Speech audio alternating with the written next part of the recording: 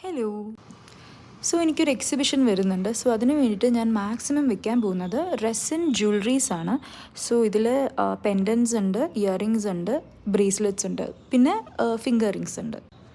അപ്പോൾ ഞാൻ കുറച്ച് പീസസിന് ട്രാൻസ്പെറൻറ്റ് തന്നെയാണ് ബേസായിട്ട് കൊടുക്കുന്നത്. പക്ഷേ ചിലതിന് മാത്രം കുറച്ച് കളേഴ്സ് കൊടുക്കാമെന്ന് വിചാരിച്ചു, വൈറ്റും ബ്ലാക്കും ഒക്കെ.